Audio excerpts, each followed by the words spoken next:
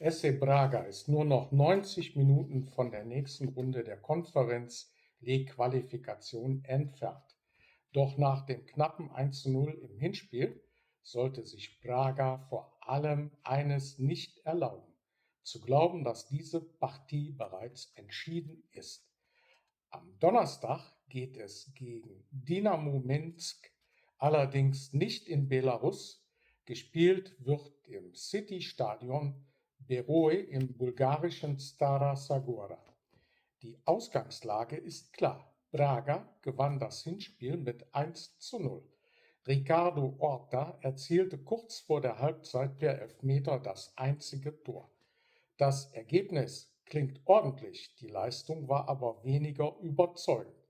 Braga hatte sehr viel Ballbesitz, laut Spielbericht rund 73%, konnte daraus aber erstaunlich wenig echte Gefahr entwickeln. Dynamo verteidigte kompakt, hielt die Räume eng und blieb bis zum Schluss im Duell. Und genau das macht das Rückspiel interessant. Dynamo Minsk muss jetzt mindestens ein Tor erzielen. Die Belarussen können also nicht ausschließlich tief verteidigen, wie über weite Strecken des Hinspiels. Irgendwann müssen sie mehr Risiko eingehen und dadurch entstehen Räume für Braga. Das könnte der entscheidende taktische Punkt werden. Braga sollte deshalb meiner Meinung nach nicht versuchen, 90 Minuten lang das 1:0 zu verteidigen.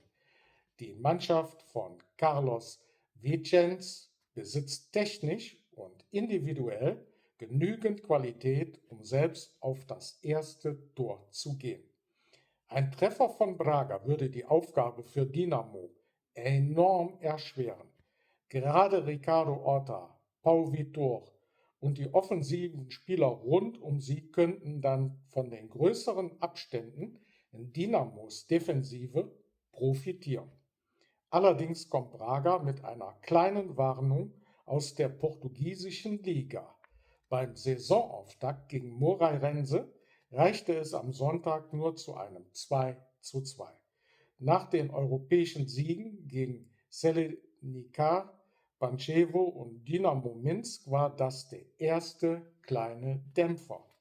Dynamo wiederum kennt dramatische Qualifikationsspiele bereits bestens. Gegen Silex musste Minsk nach einer 0:1 im Hinspiel zurückkommen und setzte sich schließlich im Elfmeterschießen durch.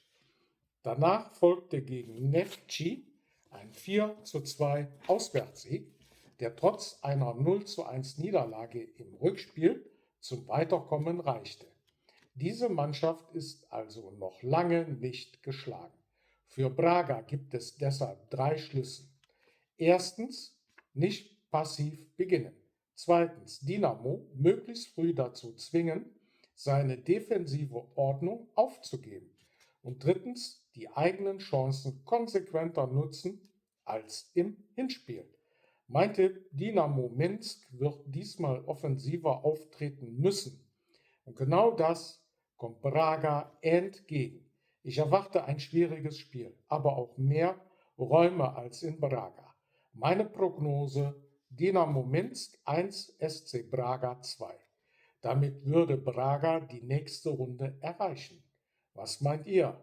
Wird es diesmal souveräner oder muss Braga bis zum Schluss zittern?